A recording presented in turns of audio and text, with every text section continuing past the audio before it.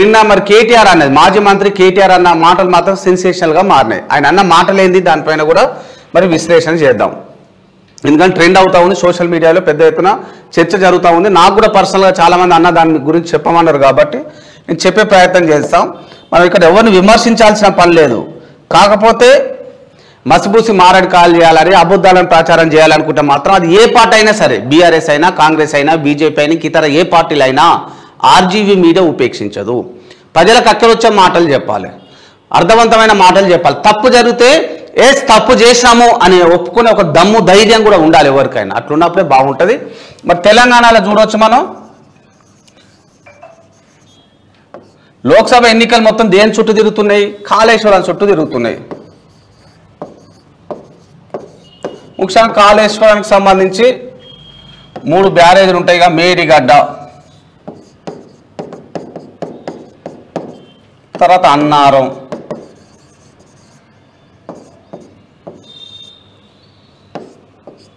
సుందిల్ల.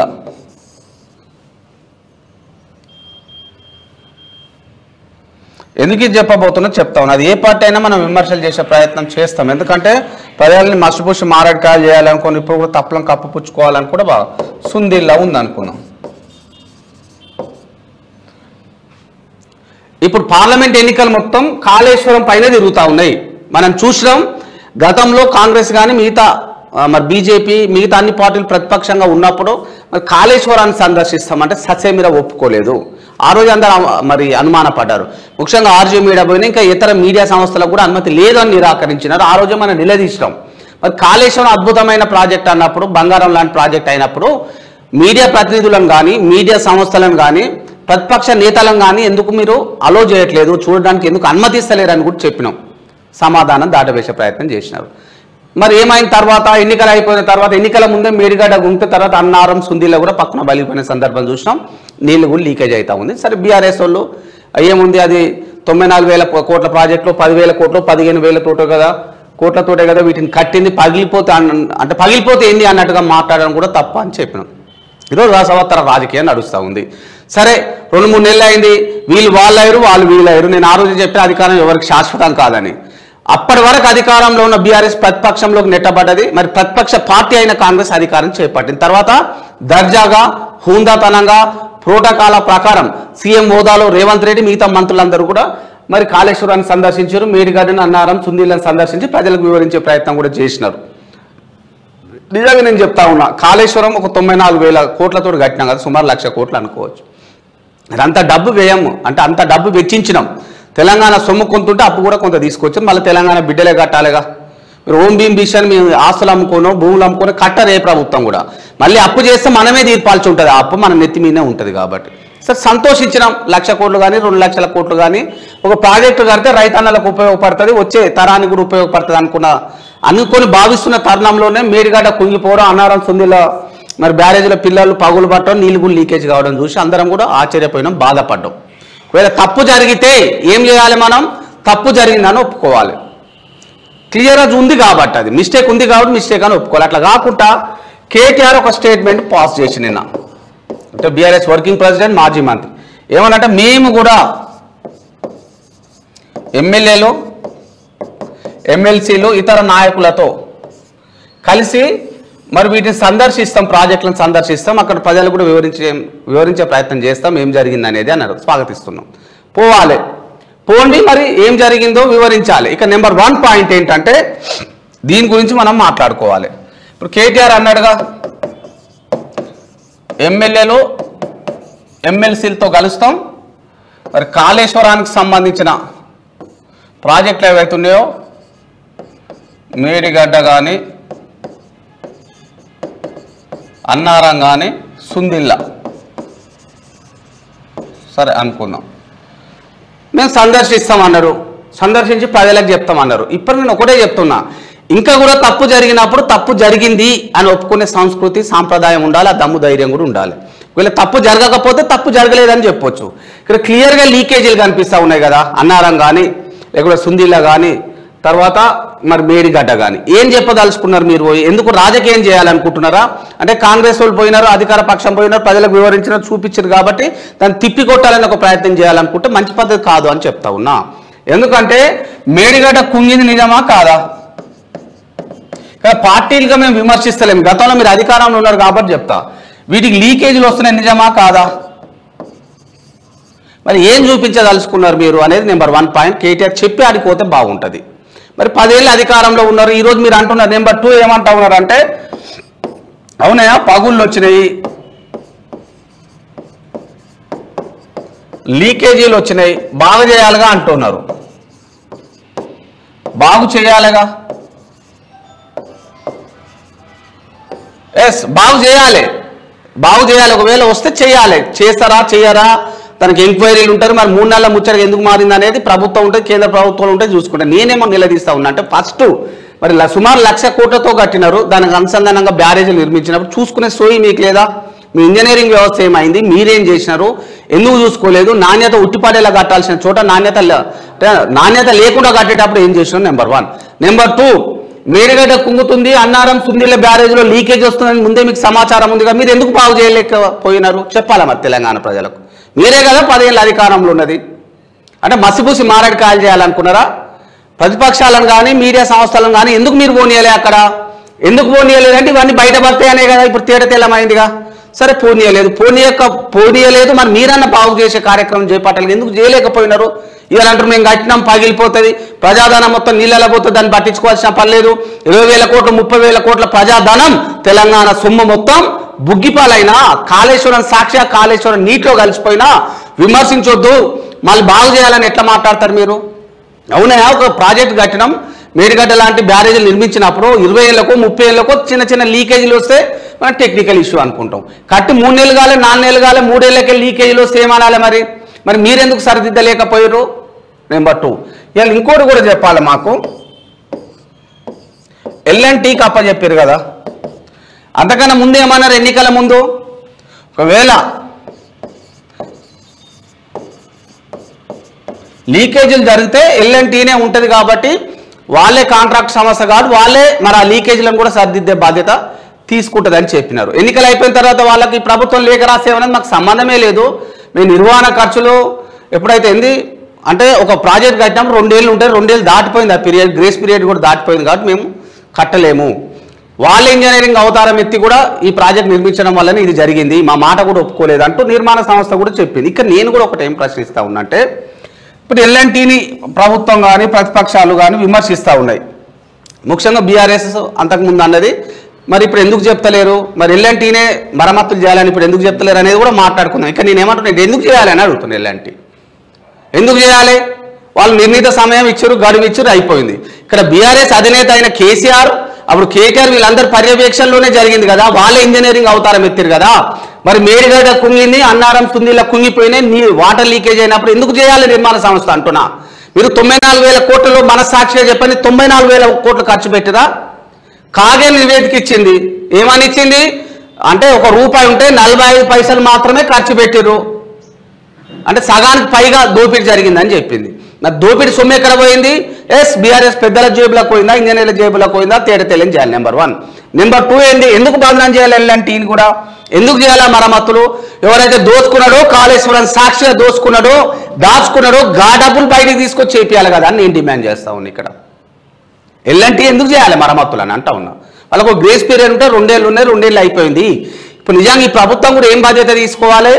గతంలో ఈ చేతివాట ఎవరు ప్రదర్శించినారు?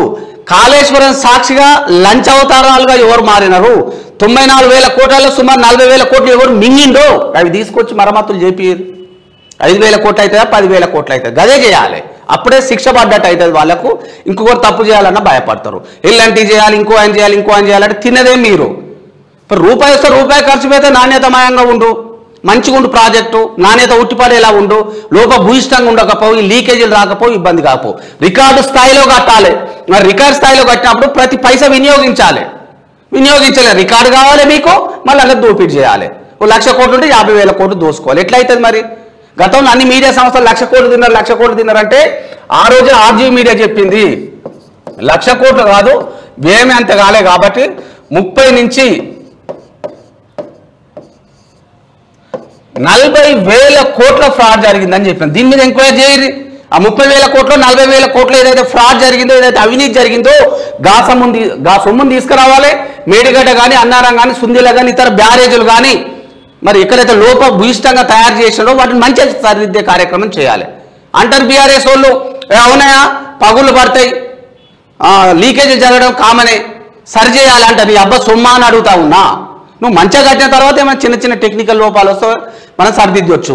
వీళ్ళందరూ ఏం చెప్తా ఉన్నారు, సెంట్రల్ విజిలెన్స్ టీం కూడా ఏం చెప్పింది, సెంట్రల్ మరి డ్యామ్ సేఫ్టీ అధికారులు కూడా ఏం చెప్తా ఉన్నారు, పనికే రావని చెప్తా ఉన్నారు. ఇవాళ 20-30 కోట్లు బురదలో పోసిన పన్నీరుగా మారిందని చెప్తా ఉన్నారు. ఎవరు బాధ్యత తీసుకోవాలి? నేను ఒకటే చెప్తున్నా, గత ప్రభుత్వంలో ఉన్న పెద్దలే బాధ్యత తీసుకోవాలి, వాళ్ళే ఈ నిర్మాణాలు చేపట్టాలి. ఇప్పుడు కాంగ్రెస్ ప్రభుత్వం ఉంది, వీళ్ళ హయాంలో ఏ ప్రాజెక్టులను నిర్మించి లోపభూయిష్టంగా మారితే కాంగ్రెస్ బాధ్యత తీసుకోవాలి. 10 ఏళ్ళు మరి బీఆర్ఎస్ అధికారంలో ఉంది, మీరు చేసినది కూడా ఏముంది, ఏం ఉపయోగం లేని పనులు చేసినారు. కాళేశ్వరం 3 ఏళ్ళలో కడుతున్నాం, 4 ఏళ్ళలో కడుతున్నాం అని గిరామి సక్కదనం అని మేమంటున్న మాటలు కాదు, తెలంగాణ సమాజం అంటున్న మాటలు. మరి ఇన్ని ఉన్నాయి కదా. ఇప్పుడు ఒకటే మరి కేటీఆర్ గారు తెలంగాణ ప్రజలకు ఏం చెప్పాలి, ఎందుకంటే మంచి ఎడ్యుకేటర్ అని అంటూ ఉంటారు, మాజీ మంత్రి, ఇప్పుడు బీఆర్ఎస్ వర్కింగ్ ప్రెసిడెంట్ కాబట్టి సూటిగా అడుగుతున్న తెలంగాణ ప్రజల పక్షాన, మీరు మేడిగడ్డ కానీ, అన్నారం కానీ, సుందిల్ల కానీ, లేకపోతే కాళేశ్వరం సందర్శిస్తా అంటున్నారు కదా. గతంలో 10 ఏళ్ళు ఉన్నప్పుడు మీకు తీర్కలేదా? 10 ఏళ్ళు అధికారంలో ఉన్నారుగా, కంప్లీట్ అయ్యి అంటే పూర్తయి కూడా 3-4 సంవత్సరాల్లో కావస్తుంది కదా. మరి అది పూర్తయిన తర్వాత ఒక్కరోజైనా మీరు సందర్శించిరా? అప్పుడు ఎందుకు టైం లేదు మీకు? అద్భుతమైన ప్రాజెక్టుగా చెప్పుకున్నారుగా, రైతులకు ఎక్కడ వస్తుంది అన్నారుగా, సుమారు 94,000 కోట్ల నుంచి 1,00,000 కోట్ల వ్యయం జరిగిందిగా. మరి ఎందుకు ఆ రోజు పట్టించుకోలేదు? నెంబర్ 1 చెప్పాలి. నెంబర్ 2, ఇప్పుడు ఏం చేస్తారు, ఏం ఉత్తరియాలి? ఇప్పుడు పోయి అక్కడికి పోయి ఏం చేస్తారు? మీరు బీఆర్ఎస్ నాయకులు మీరందరూ కలిసి ఆ లీకేజ్ల దగ్గర ఇట్లా ఈ ప్లాట్ పెట్టి కూర్చుంటారా? ఏందిగా పార్లమెంట్ ఎన్నికలు అయిపోయిన తందం అంటే పార్లమెంట్ ఎన్నికలు అయిపోయేంత వరకు, లోక్సభ ఎన్నికలు అయ్యేంత వరకు చెప్పాలి మరి.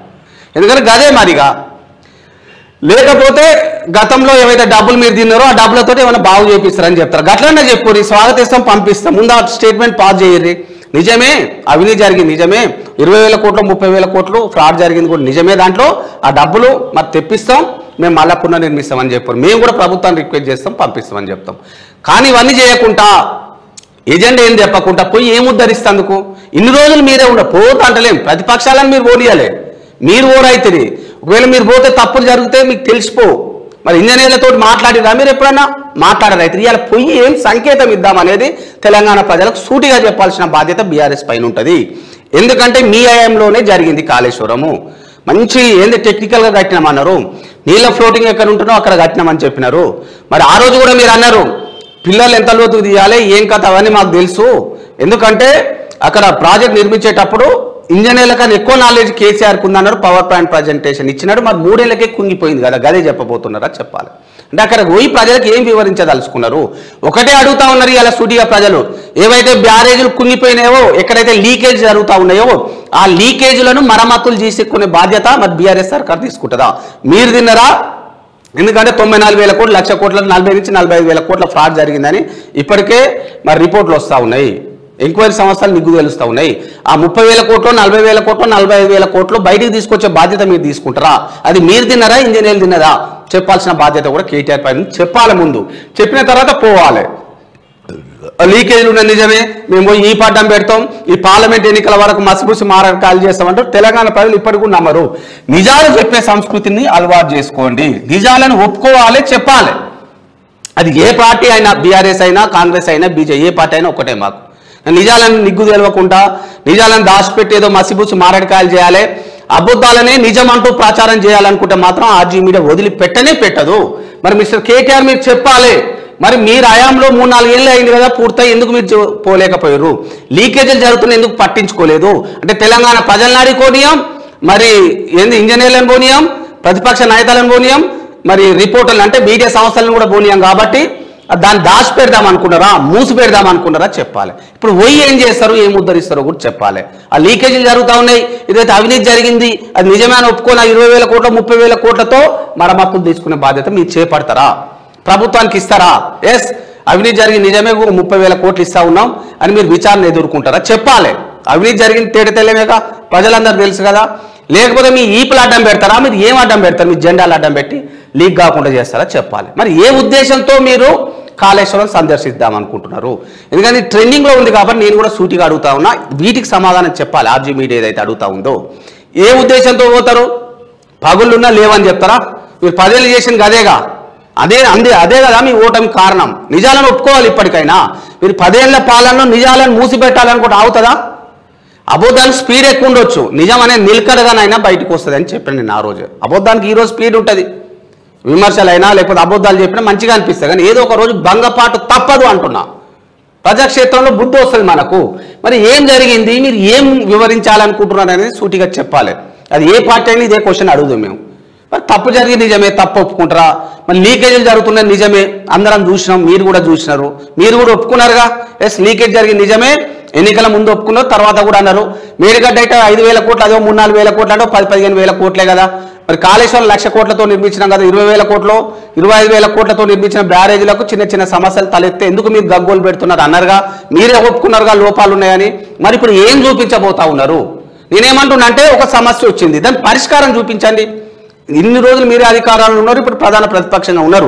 లీకేజీలు జరిగింది నిజమే, లోపభూయిష్టంగా నిర్మించింది నిజమే, 94,000 కోట్లలో కాగేదైతే నివేదిక ఇచ్చింది 45% ఫ్రాడ్ జరిగింది నిజమే అని ఒప్పుకుంటున్నారా?